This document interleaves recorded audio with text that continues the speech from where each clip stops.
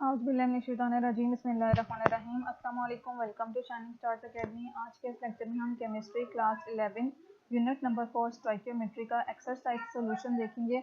Exercise में पहले आप लोगों के पास शॉर्ट क्वेश्चंस हैं। शॉर्ट क्वेश्चन जैसा कि आप लोगों को आइडिया है कि आप लोगों के जो आंसर शीट्स होती हैं वो ई शीट्स होती हैं, तो ई शीट्स में आप लोगों का इतना ही आंसर की स्पेस होती है कि आप 3 to 4 लाइन्स ही में आंसर लिख सकते हैं। ठीक है, तो आपके पास पहला शॉर्ट क्वेश्चन है कि 49 gram of each of sulphuric acid and phosphoric acid. ठीक है, हमारे पास 49 ग्राम ही सल्फ्यूरिक एसिड और 49 ग्राम ही फॉस्फोरिक एसिड है।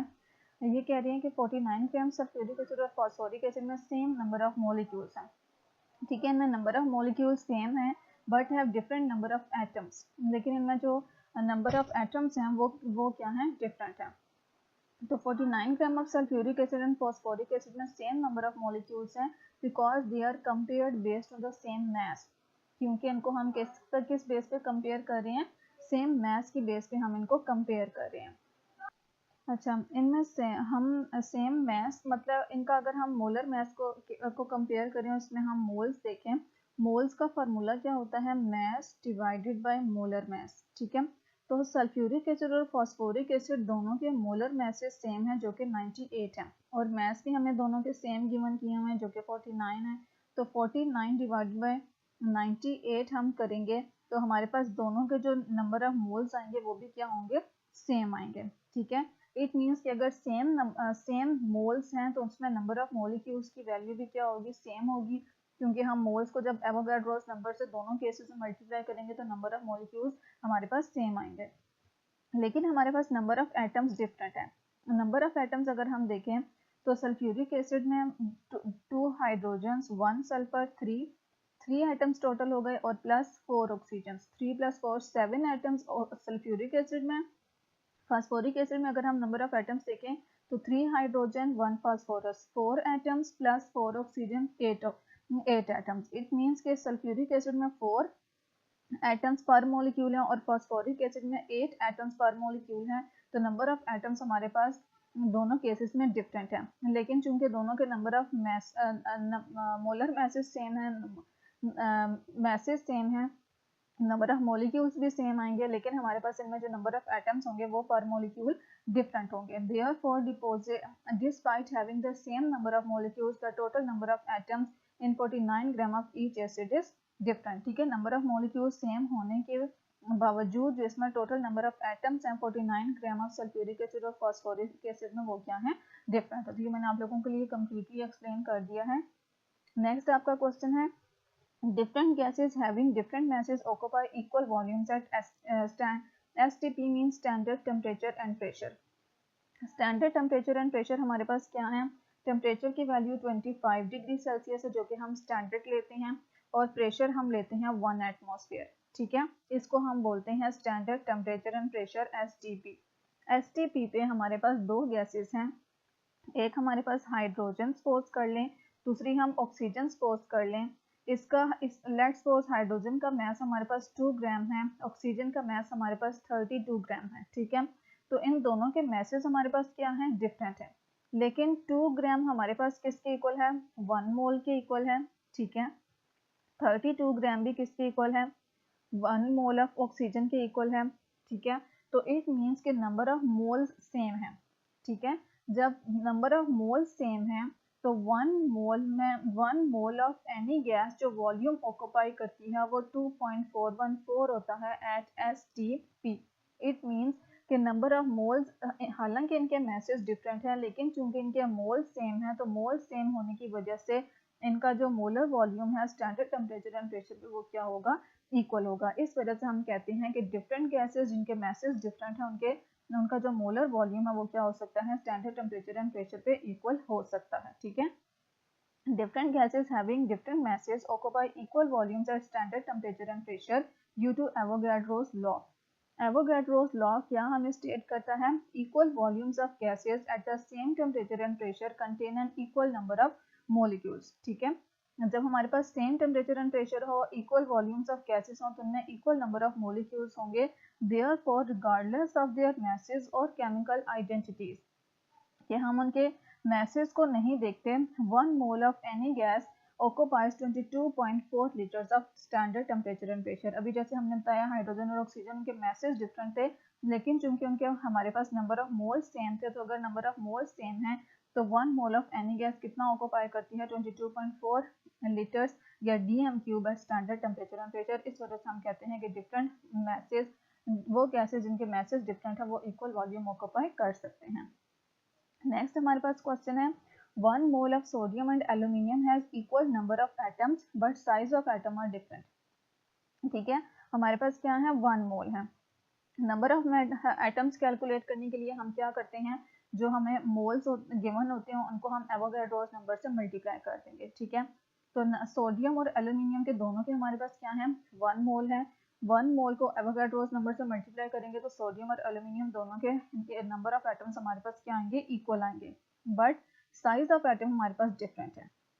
साइज ऑफ एटम डिफरेंट कैसे हैं कि अगर हम इनमें हम पीरियोडिक टेबल के लिहाज से देखें तो सोडियम पहले आता है एज एल्यूमिनियम से। ठीक है, तो पीरियोडिक टेबल के जब हम लेफ्ट टू राइट एक ही पीरियड में मूव करते हैं तो लेफ्ट टू राइट साइज क्या करता है, डिक्रीज करता है, क्योंकि न्यूक्लियर चार्ज बढ़ रहा होता है। ठीक है, न्यूक्लियर चार्ज इंक्रीज होने की वजह से left to right size decrease करता है, इस वजह से सोडियम का साइज बढ़ा है एज कम्पेयर टू एल्यूमिनियम। इस वजह से हम कहते हैं कि 1 मोल ऑफ एल्यूमिनियम और सोडियम में नंबर ऑफ एटम्स तो सेम है, लेकिन इन दोनों एटम्स के जो साइजेस हैं वो डिफरेंट हैं। 1 mole of sodium and aluminium has an equal number of atoms as each mole contains Avogadro's number of atoms. ठीक है, however, the size of sodium atom is larger than that of aluminium due to the differences in their atomic radii. ठीक है, क्यों इनके sizes में different है, क्योंकि इनके एटॉमिक रेडियस डिफरेंट है। Sodium being in group 1 has fewer protons. ठीक है, सोडियम ग्रुप 1A से बिलोंग करता है, इसमें कुछ प्रोटॉन्स हैं, and less nuclear charge as compare to aluminium. ठीक है, सोडियम में अगर हम देखें तो 11 प्रोटॉन्स हैं। ठीक है, और एल्यूमिनियम में देखें तो 13 प्रोटॉन्स हैं, तो इसका न्यूक्लियर चार्ज कम है एज कम्पेयर टू एल्यूमिनियम। ठीक है, जो कि ग्रुप 13 से बिलोंग कर रहा है, तो greater nuclear larger nuclear charge जितना ज्यादा होगा एटॉमिक रेडियस उतना स्मॉल होगा। ठीक है, जो रेडियस है वो क्या होगा, उतना स्मॉल होगा, इस वजह से एल्यूमिनियम के जो एटम है उनका साइज स्मॉलर होगा as compare to sodium. Next है limiting reactant is always lesser in quantity in reaction mixture or not. अच्छा, अब इस क्वेश्चन में ये कह रहे हैं कि लिमिटिंग रिएक्टेंट क्या हमेशा क्वांटिटी में कम होता है। एक रिएक्शन मिक्सचर जब हम यूज करते हैं तो क्या उसमें ज़रूरी है कि लिमिटिंग रिएक्टेंट हमेशा क्वांटिटी में कम होना चाहिए और नॉट, या फिर ये ज़रूरी नहीं है। ठीक है, तो अब इसका हमने बताना है कि क्या ऐसा ही होता है कि लिमिटिंग रिएक्टेंट हमेशा क्वांटिटी में कम होता है, या ऐसा कभी कभी नहीं भी होता। ठीक है, the limiting reagent is the reactant.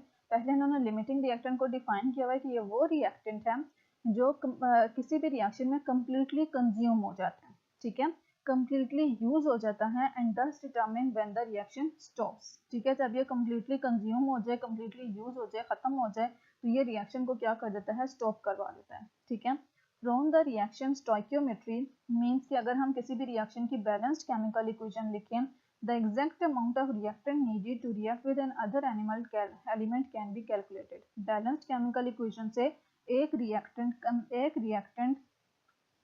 Reactant की हमें कितनी क्वांटिटी चाहिए, वो किसी भी दूसरे एलिमेंट के साथ रिएक्ट करने के लिए, वो हम स्टोइकियोमेट्री के जरिए क्या कर सकते हैं, कैलकुलेट कर सकते हैं। If the reactants are not mixed in the correct stoichiometric proportions, कि अगर हम जैसे स्टोइकियोमेट्री में हमने बैलेंस्ड केमिकल इक्वेशन लिखी, उसके लिहाज से हमने रिएक्टेंट की अमाउंट को कैलकुलेट किया, लेकिन कैलकुलेट करने के बावजूद भी हमने जो दो रिएक्टेंट्स थे उनको प्रॉपर रेशियो में मिक्स नहीं किया।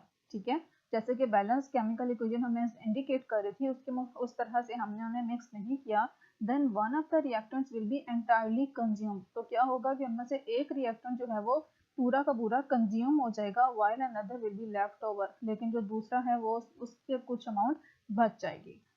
The limiting reagent is the one that is totally consumed। अब इसमें से limiting reagent वो होगा जो कि रिएक्शन में completely कंज्यूम हो गया। It limits the reaction from continuing। अब ये रिएक्शन को जारी रहने से लिमिट कर देगा, because there is none left to react with an atomic mass of magnesium plus atomic mass of nitrogen। ठीक है। और साथ में हमारे पास क्या है, ऑक्सीजन, कितने, 3 ऑक्सीजन हैं, तो ऑक्सीजन के एटॉमिक मास को 3 से मल्टीप्लाई कर देंगे। और यहाँ पे होल, ये जो होल पोर्शन है जिसमें नाइट्रोजन और 3 ऑक्सीजन मौजूद हैं, इस होल को हम इस 2 से मल्टीप्लाई कर देंगे। ठीक है, जो ओवरऑल इनका मास आएगा उसको हम 2 से मल्टीप्लाई कर देंगे। ठीक है, तो हमारे पास इसका मोलर मास कितना बन जाएगा, 148.33। अब हम मोल्स फाइंड करेंगे, molar mass divided bye, sorry यहाँ पे क्या आएगा, मास डिवाइडेड बाय मोलर मास। ठीक है, ये थोड़ी सी मिस्टेक हो गई है, मास डिवाइडेड बाय मोलर मास, इसको हम ऊपर लिखेंगे। मास हमारे पास क्या है, 9.22, ये वाला मास गिवन है, और डिवाइडेड बाय क्या आ जाएगा, 148.33। ठीक है, तो यहाँ पे क्या है, ये मैंने फार्मूला, सॉरी गलती से ये टाइपिंग मिस्टेक है, तो आप लोगों ने ये मिस्टेक नहीं करनी। ठीक है, number of moles of magnesium nitrate, mass divided by molar mass, mass हमारे पास 9.22 डिवाइडेड बाय मोलर मास कितना है, 148.33। दोनों को डिवाइड करेंगे तो हमारे पास यहाँ पे क्या आ जाएंगे, मोल्स आ जाएंगे मैग्नीशियम नाइट्रेट के। ठीक है, अब हमने क्या फाइंड करने हैं, moles of magnesium oxygen atoms find करने हैं। ठीक है, तो एक अगर हम देखें तो हमारे पास जो number of atoms magnesium, number of oxygen atoms जो यहाँ पे मौजूद हैं मैग्नीशियम नाइट्रेट में, वो कितने हैं, NO3 होल ट्वाइस, का क्या मतलब है कि ये 2N के साथ भी मल्टीप्लाई हो रहा है और ये 2 ऑक्सीजन के साथ भी मल्टीप्लाई हो रहा है, तो ये ओवरऑल N भी 2 हो जाएंगे और O कितने हो जाएंगे, 3 2s are 6। ठीक है, तो मैग्नीशियम नाइट्रेट में नंबर ऑफ ऑक्सीजन एटम्स कितने हैं, 6। ठीक है, तो जो हमारे पास यहाँ पे नंबर ऑफ मोल्स आए हैं, नंबर ऑफ मोल्स आए हैं मैग्नीशियम नाइट्रेट के, उनको हम number of oxygen atoms in magnesium nitrate जो मौजूद हैं उससे मल्टीप्लाई कर देंगे, तो हमारे पास क्या आ जाएंगे, number of moles of oxygen atoms. ठीक है, पहले हमने क्या करना है, मोल्स फाइंड करने हैं मैग्नीशियम नाइट्रेट के, फिर हमने देखना है कि मैग्नीशियम नाइट्रेट में नंबर ऑफ ऑक्सीजन एटम्स कितने हैं, तो नंबर ऑफ ऑक्सीजन एटम्स कितने हैं, 6 हैं। तो number of moles of oxygen atoms find करने के लिए number of moles of magnesium nitrate को हम 6 ऑक्सीजन एटम से मल्टीप्लाई कर देंगे, तो हमारे पास number of moles of oxygen atoms आ जाएंगे। ठीक है, तो 9.22 ग्राम ऑफ मैग्नीशियम नाइट्रेट में मोल्स ऑफ ऑक्सीजन कितने हैं, 0.3726 मोल्स। नेक्स्ट हमारे पास क्वेश्चन है number of oxygen atoms. Number of oxygen atoms हमने फाइंड करने हैं, जो हमने यहाँ तक फाइंड किया है number of moles of oxygen atom, यहाँ तक वाले स्टेप इस क्वेश्चन में भी सेम होंगे। पहले हमने क्या फाइंड करना होगा, जो कॉपर सल्फेट पेंटाहाइड्रेट है, ये वाला मास यूज करके और इसका मोलर मास कैलकुलेट करके हम इसके क्या फाइंड करेंगे, नंबर ऑफ मोल्स फाइंड करेंगे। और नंबर ऑफ मोल्स फाइंड करने के बाद हमारे पास ये इसके नंबर ऑफ मोल्स आ गए। नंबर ऑफ मोल्स फाइंड करने के बाद हमने क्या करना है कि हमने देखना है कि कितने ऑक्सीजन एटम्स मौजूद हैं कॉपर सल्फेट पेंटाहाइड्रेट में। तो यहाँ पे कितने ऑक्सीजन हैं, 4 O4 और 5O। ठीक है, अब यहाँ पे ये क्या है, 5H2O है। 5H2O का मतलब कि O के साथ भी 5 है और H के साथ भी 5 है, तो यहाँ पे 10 हाइड्रोजन्स हैं और 5 ऑक्सीजन्स हैं। ठीक है, तो यहाँ पे कितने हो गए हमारे पास, 5 ऑक्सीजन ये वाले और +4, टोटल हमारे पास कितने एटम्स हो गए, 9। अब जो हमारे पास number of moles of copper sulphate pentahydrate आए हैं, उनके मोल्स को हम 9 से मल्टीप्लाई कर देंगे, तो हमारे पास number of moles of oxygen atoms आ जाएंगे। ठीक है, moles of oxygen atoms, moles of copper sulphate pentahydrate multiply by 9, उससे मल्टीप्लाई करेंगे तो मोल्स ऑफ ऑक्सीजन एटम्स आ जाएंगे। अब नंबर ऑफ एटम्स फाइंड करने के लिए हमने क्या फाइंड करने हैं, number of oxygen atoms find करने हैं। तो जो हमारे पास मोल्स ऑफ ऑक्सीजन एटम आए हैं, मोल्स को जब हम एवोगैड्रोस नंबर से मल्टीप्लाई कर देंगे तो हमारे पास नंबर ऑफ एटम्स आ जाएंगे। ठीक है, number of oxygen atoms, moles of oxygen atom multiply by Avogadro's number, तो मोल्स ऑफ ऑक्सीजन एटम्स को जो आए हैं उसको एवोगैड्रोस नंबर से मल्टीप्लाई कर देंगे, तो नंबर ऑफ ऑक्सीजन एटम्स कितने आ जाएंगे, 8.03 × 10⁻20।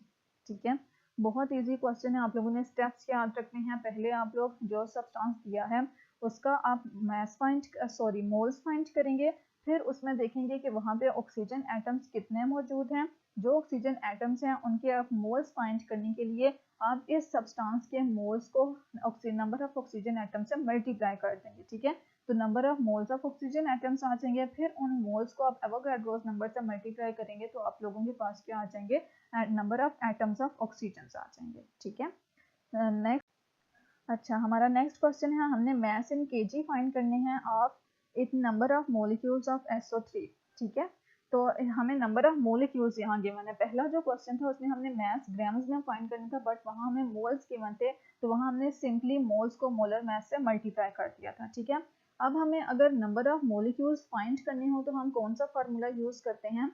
नंबर ऑफ मॉलिक्यूल्स अगर हमें फाइंड करने हो तो हम फार्मूला यूज करते हैं moles multiply by Avogadro's number. ठीक है, और मोल्स किसके इक्वल होते हैं? मास divided by molar mass multiply by Avogadro's number. अब नंबर ऑफ मॉलिक्यूल्स के नीचे हम नंबर ऑफ मॉलिक्यूल्स की वैल्यू पुट कर देंगे जो कि 2.6 × 10 की पावर 20 है। मास हमें फाइंड करना है, मोलर मास हम फार्मूला से फाइंड करेंगे और एवोगाड्रोस नंबर की वैल्यू हमें पता है।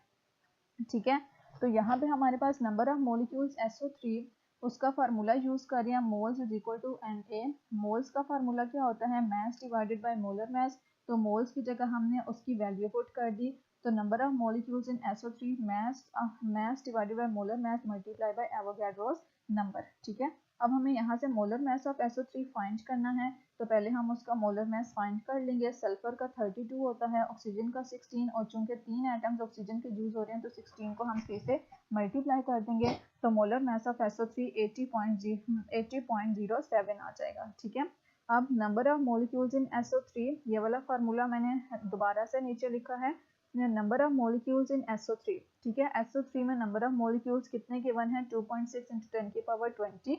मास हमें फाइंड करना है, मोलर मास 80 है, एवोगाड्रोस नंबर 6.022 × 10 की पावर 23। ठीक है, अब यहाँ पे 80.07 डिवाइड हो रहा है, यहाँ पे आके 2.6 × 10 की पावर 20 के साथ मल्टीप्लाई हो जाएगा, और इधर हमारे पास रह जाएगा मास मल्टीप्लाई बाय एवोगाड्रोस नंबर। ठीक है, इन दो को आपस में मल्टीप्लाई किया, हमारे पास ये सॉल्यूशन आ गया। क्या बच्चा? 208.182 × 10 की पावर 20। एवोगाड्रोस नंबर यहाँ पे मल्टीप्लाई हो रहे हैं, इक्वेशन के इस तरफ आके इक्वल टू के इस तरफ आके डिवाइड हो जाएंगे, तो इनको डिवाइड करेंगे तो हमारे पास आंसर आएगा 34.57 × 10 की पावर 20, और माइनस 23 जब ऊपर जाएगा तो क्या हो जाएगा? -23। ठीक है, तो इनकी पावर्स को सॉल्व करेंगे तो -3 आ जाएगा। अब हमारे पास 34.57 × 10 की पावर -3 है। -3 मीन्स कि हमने इक्वल टू जो पॉइंट है उसको, जो हमारे पास नॉन जीरो डिजिट्स हैं, उसके लेफ्ट साइड पे मूव करवाना है। और कितने डिजिट्स मूव करवाना है? 3 डिजिट्स मूव करवाना है। तो 1, एक डिजिट 4, 3, और इससे पहले हमें 0 ऐड करना पड़ेगा और यहाँ पे पॉइंट आएगा। ठीक है, 0, 3, 4, 5, 7, और ये हमारे पास इसका क्या आ जाएगा? ग्राम्स में। अब हमने क्या करना है, जो हमें मास फाइंड करना है वो हमें ग्राम्स में नहीं करना बल्कि केजी में करना है। इट मीन्स कि जो हमारे पास ग्राम्स में मास आया है, अब हम उसको केजी में कन्वर्ट करेंगे। ग्राम्स छोटा यूनिट है, केजी बड़ा यूनिट है, तो छोटे से बड़े की तरफ जाते हुए हम क्या करते हैं, जो भी नंबर होता है उसको डिवाइड करते हैं। तो हम यहाँ पे क्या करेंगे? 1000 से डिवाइड करेंगे। जो हमारे पास मास इन ग्राम आया है उसको 1000 से डिवाइड कर देंगे, तो हमारे पास जो मास है वो केजी में आ जाएगा। तो 0.00034 केजी हमारे पास इसका आंसर आएगा। ठीक है, उम्मीद करती हूँ आपको क्वेश्चन आप लोगों ने अंडरस्टैंड किया होगा, जो भी मैंने आप लोगों को समझाया है। कमेंट सेक्शन में मुझे ज़रूर बताइएगा। ठीक है, नेक्स्ट हमारे पास क्वेश्चन है, टोटल नंबर ऑफ आइंस हमने फाइंड करने हैं 14.3 ग्राम्स ऑफ कैल्शियम ब्रोमाइड में। तो अगर हमें total number of ions find करने हैं, तो जैसे हमने नंबर ऑफ मोल्स फाइंड किए थे या नंबर ऑफ ऑक्सीजन एटम्स हमने फाइंड किए थे, उसी तरह से हम पहले इसका क्या फाइंड करेंगे? मोल्स फाइंड करेंगे। Br2 का हम क्या फाइंड करेंगे? पहले मोल्स फाइंड करेंगे। मोल्स फाइंड करने के लिए हमें मास गिवन किया हुआ है, मोलर मास हमें कैलकुलेट करना है। तो molar mass calcium plus molar mass of atomic mass या मोलर मास आप लिख सकते हैं ब्रोमीन। ब्रोमीन हमारे पास कितने हैं? 2, तो हम मोलर मास ऑफ ब्रोमीन को 2 से मल्टीप्लाई कर देंगे, तो molar mass of calcium bromide हमारे पास 199.88 आएगा। अब हमने क्या करने हैं? नंबर ऑफ मोल्स फाइंड करने हैं। Number of moles mass divided by molar mass. Mass हमें 14.3 गिवन है, मोलर मास 199.88 है, तो हमारे पास मोल्स कितने आ जाएंगे 0.716 मोल्स। ठीक है, अब अगर हम यहाँ पे देखें CaBr2 में हमारे पास टोटल 3 आयंस हैं। ठीक है, जिसमें एक कैल्शियम का है और 2 किसके हैं, ब्रोमाइड के हैं। टोटल हमारे पास कितने आयंस हैं, 3 आयंस। ठीक है, तो जो हमारे पास नंबर ऑफ मोल्स आए हैं कैल्शियम ब्रोमाइड के, उसको हम 3 से मल्टीप्लाई करते हैं तो हमारे पास क्या आ जाएंगे, नंबर ऑफ आयंस आ जाएंगे। ठीक है, यहाँ पे देखें हमारे टोटल नंबर ऑफ आयंस हमारे पास कितने क्या है, number of moles of CaBr2 को हम 3 से मल्टीप्लाई कर दें तो हमारे पास टोटल नंबर ऑफ आयंस कितने आ जाएंगे 0.2148 मोल्स। ठीक है, अब हमने जो आयंस हैं, नंबर ऑफ आयंस हैं जो असल में नंबर ऑफ पार्टिकल्स हैं। ठीक है, तो टोटल आयंस हमारे पास यहाँ पे आप इसको टोटल नंबर ऑफ आयंस ना करें, इसको करें number of moles of ions. ठीक है, number of moles of ions, पहले हम आयंस के क्या फाइंड करेंगे, मोल्स फाइंड करेंगे। तो एक्चुअली हमारे पास ये मोल्स आ गए आयंस के, टोटल मोल्स। अब मोल्स को हम एवोगैड्रोस नंबर से मल्टीप्लाई कर देंगे तो हमारे पास एक्चुअल नंबर ऑफ आयंस आ जाएंगे।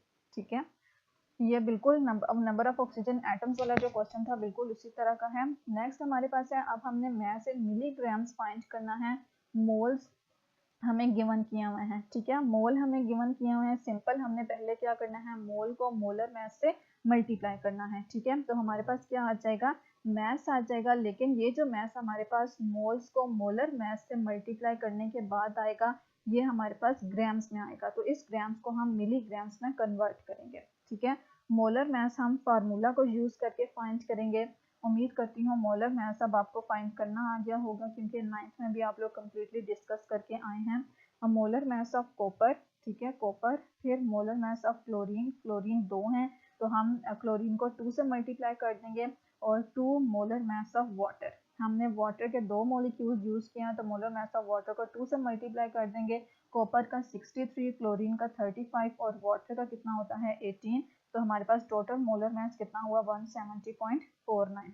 अब 0.45 जो हमारे पास मोल्स हैं उसको हम मोलर मास से मल्टीप्लाई करें तो हमारे पास मास आ गया है ग्राम्स में।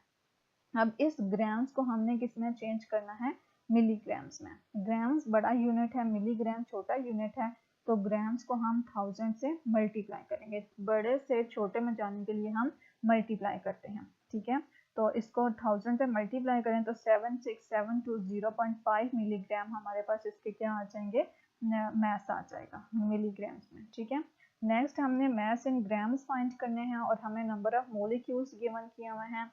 ये भी हम एक क्वेश्चन ऊपर कर चुके हैं, आप लोगों ने वही वाला प्रोसीजर इधर भी यूज करना है। नंबर ऑफ मॉलिक्यूल्स वाला फार्मूला यूज करना है, number of molecules in N2O4 moles multiply by Avogadro's number. यहाँ पे मोल्स की वैल्यू पुट कर देंगे, मास डिवाइडेड बाय मोलर मास। पहले आप मोलर मास N2O4 का कैलकुलेट करें और उसको इस वैल्यू में इस फार्मूले में पुट करें। मास आप गिवन किया, सॉरी नंबर ऑफ मॉलिक्यूल्स यहाँ पे गिवन है वो हमने पुट कर दिया। मास हमें फाइंड करना है 92, हमारे पास क्या आ गया मोलर मास, और एवोगैड्रोस नंबर हमें वैल्यूज की पता है। ठीक है, जैसे हमने पीछे प्रोसीजर यूज किया था वही यूज करेंगे। 92 यहाँ डिवाइड हो रहा है, इसके साथ आके मल्टीप्लाई हो जाएगा। मल्टीप्लाई करने के बाद हमारे पास ये आंसर आ रहा है 6.022 10 की पावर 23, यहाँ पे मल्टीप्लाई हो रहे हैं, यहाँ पे आके डिवाइड हो जाएगा। यहाँ इन दो को डिवाइड करेंगे तो हमारे पास ये आंसर आ जाएगा। ठीक है, और 21 माइनस 23 क्या आ जाएगा -2, तो 42.47 इंटू 10 की पावर -2 है।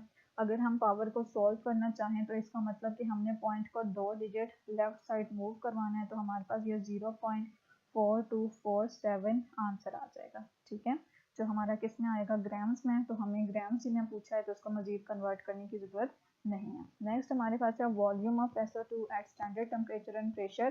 ठीक है, हमें वॉल्यूम पता करना है स्टैंडर्ड टेम्परेचर एंड प्रेशर पे और SO2 का, और SO2 के हमें नंबर ऑफ मॉलिक्यूल्स गिवन है। तो नंबर ऑफ मॉलिक्यूल से पहले हम क्या फाइंड करेंगे, मोल्स फाइंड करेंगे। ठीक है, मोल्स फाइंड करने का फार्मूला क्या है, number of molecules moles divided by multiply by Avogadro's number. यहाँ से हमें मोल्स फाइंड करने हैं, तो मोल्स को हम इसी साइड पे रहने देंगे, एवोगाड्रोस नंबर को नंबर ऑफ मोलिक्यूल्स के साथ डिवाइड कर देंगे, तो हमारे पास क्या आ जाएंगे, मोल्स ऑफ SO2 आ जाएंगे। नंबर ऑफ मोलिक्यूल्स हमें गिवन है 4.8 × 10⁻23। एवोगाड्रो दोनों को डिवाइड करेंगे तो हमारे पास 0.797 10 की पावर आंसर इंटू 10⁻23 -23। ठीक है, 23 -23 10 की पावर 0, और जिसकी भी पावर 0 होती है वो किसके इक्वल होता है, 1। तो 1 को 0.797 से मल्टीप्लाई करेंगे तो 0.797 मोल आ जाएगा। अब हमें पता है कि स्टैंडर्ड टेम्परेचर एंड प्रेशर पे जब 1 मोल होता है किसी भी गैस का, तो उसमें 22.414 dm³ वॉल्यूम होता है। ठीक है, तो हमारे पास मोल्स कितने आए हैं, 0.797। तो यूनिटरी मेथड अगर हम यूज़ करें तो 22.414 को इतने मोल से मल्टीप्लाई कर दें तो हमारे पास इतने मोलिक्यूल्स का वॉल्यूम आ जाएगा स्टैंडर्ड टेम्परेचर एंड प्रेशर पे। ठीक है, 0.1 मोल ऑफ SO2 22.414 dm³ के इक्वल होता है। तो 0.797 मोल्स ऑफ SO2 में 22.414 को 0.797 से मल्टीप्लाई कर देंगे तो 17.86 dm³ इसका आंसर आ जाएगा। ठीक है, नेक्स्ट हमारे पास है mass in grams of calcium nitrate. ठीक है, हमने कैल्शियम नाइट्रेट का मैस फाइंड करना है। अब हमें नाइट्रेट के आइंस गिवन है, मतलब कि इस जो हमें जिस मैस जो हमें फाइंड करना है उसमें जो नाइट्रेट आइंस का नंबर है वो 2 × 10⁻21 है। तो ये वाले अब नाइट्रेट आइंस का जो नंबर है ये हम यूज़ करके हम मैस फाइंड करेंगे। ठीक है, तो यहाँ पे मैंने आप लोगों को इतना लेंथी जस्ट मैंने ये हिंट के लिए आप लोगों को लिखा है कि आपको याद रह जाए। हमने क्या करना है, कैल्शियम नाइट्रेट का मैस ग्राम्स में फाइंड करने के लिए जिसमें 2 × 10⁻21 नाइट्रेट्स हैं, हमने ये नाइट्रेट आयंस हैं, ये हमने स्टेप्स फॉलो करने हैं। फर्स्ट ऑफ ऑल हमने क्या फाइंड करना है, number of formula units find करने हैं। वो फार्मूला यूनिट्स फाइंड करने हैं जिसमें 2 × 10⁻21 नाइट्रेट आयंस मौजूद हों। ठीक है, तो जो नाइट्रेट, अगर हम कैल्शियम नाइट्रेट का फार्मूला देखें तो कैल्शियम नाइट्रेट के फार्मूला में मतलब हर कैल्शियम नाइट्रेट के मोलिक्यूल में जो नाइट्रेट आयंस मौजूद हैं वो कितनी हैं, 2 हैं। NO3 होल ट्वाइस का मतलब क्या है, NO3 नाइट्रेट का फार्मूला है, और होल ट्वाइस का क्या मतलब है कि हमारे पास 2 नाइट्रेट मौजूद हैं। ठीक है, 2 नाइट्रेट्स मौजूद हैं, तो हम क्या करेंगे, number of formula units calculate करने के लिए जो हमें number of nitrate ions given है उनको 2 से डिवाइड कर देंगे। ठीक है, number of formula units find करने के लिए जो नंबर ऑफ नाइट्रेट आयंस हैं उनको 2 से डिवाइड कर देंगे, तो नंबर ऑफ फार्मूला यूनिट्स हमारे पास आ जाएंगे। और इन नंबर ऑफ फार्मूला यूनिट्स को यूज़ करके अब हम क्या फाइंड करेंगे, नंबर ऑफ मोल्स फाइंड करेंगे।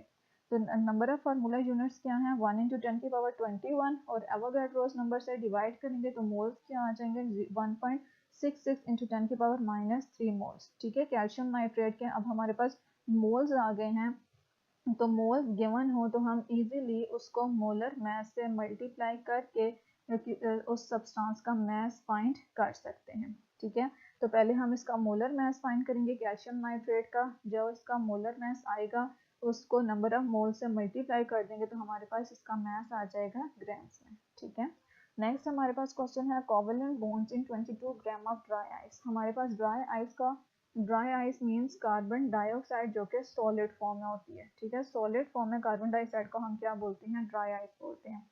इसमें हमने क्या कैलकुलेट करने हैं, कोवेलेंट बॉन्ड्स कैलकुलेट करने हैं। ठीक है, molar mass of dry ice, carbon का एटॉमिक मास और ऑक्सीजन का एटॉमिक मास, उसको हम 2 से मल्टीप्लाई कर देंगे क्योंकि 2 हमारे पास ऑक्सीजन एटम्स हैं, तो कार्बन डाइऑक्साइड का मोलर मास कितना आ जाएगा, 44 ग्राम। अब हम 44 ग्राम पर मोल और इसका मास यूज़ करके हम इसके मोल्स फाइंड करेंगे। मास 22, मोलर मास 44, तो 22 डिवाइडेड बाय 44 हमारे पास क्या आ जाएगा, 0.5 ग्राम्स। ठीक है, नंबर ऑफ मोलिक्यूल्स हमारे पास कैसे आएंगे कि नंबर ऑफ इतने ग्राम्स आइस में हमारे पास नंबर ऑफ मोलिक्यूल्स कितने हैं, जो हमारे पास मोल्स आए हैं उसको एवोगाड्रोस नंबर से मल्टीप्लाई कर दें। अब हमारे पास जो मैस गिवन है इसमें नंबर ऑफ पार्टिकल्स फाइंड करने पड़ेंगे पहले, उसके बाद हम इसमें कोवेलेंट बॉन्ड इतने ग्राम्स में बता सकते हैं। तो इस वजह से पहले हम यहाँ पे क्या फाइंड कर रहे हैं, number of molecules of carbon dioxide find कर रहे हैं, जो कि moles multiply by Avogadro's number से आएगा। नंबर ऑफ मोलिक्यूल्स हमारे पास यहाँ पे आ गए। अब हम नंबर ऑफ कोवेलेंट बॉन्ड्स अगर कार्बन डाइऑक्साइड में देखें तो ये कार्बन डाइऑक्साइड का फार्मूला है, यहाँ पे भी 2 बॉन्ड्स, यहाँ पे भी 2 बॉन्ड्स, तो टोटल बॉन्ड्स कितने हुए 4। ठीक है, तो एक मोल में जो कार्बन डाइऑक्साइड है, एक मोलिक्यूल में वो कितने बॉन्ड्स हैं, कार्बन डाइऑक्साइड के एक मॉलिक्यूल में कितने कोवेलेंट बॉन्ड्स हैं, 4 बॉन्ड्स हैं। तो इतने मॉलिक्यूल्स में कोवेलेंट बॉन्ड्स फाइंड करने के लिए हम 4 को नंबर ऑफ मॉलिक्यूल्स के साथ मल्टीप्लाई कर देंगे। ठीक है, 4 को नंबर ऑफ मॉलिक्यूल्स के साथ मल्टीप्लाई कर देंगे तो हमारे पास जो नंबर ऑफ कोवेलेंट बॉन्ड्स आ जाएंगे वो 14.044 इंटू 10 की पावर 23 आएंगे। ठीक है, दिस वाज द ये हमने इसमें हमने शॉर्ट क्वेश्चंस और क्वेश्चन नंबर 3 जो कि कैलकुलेशंस थी वो हमने डिस्कस की। नेक्स्ट जो न्यूमेरिकल्स है वो इंशाल्लाह मैं पास नेक्स्ट वीडियो में अपलोड करूंगी। उम्मीद करती हूँ वीडियो आप लोगों के लिए हेल्पफुल होगी। अगर हेल्पफुल है तो please like share and subscribe ज़रूर कीजिएगा। दुआ में याद रखिएगा। अल्लाह हाफिज़।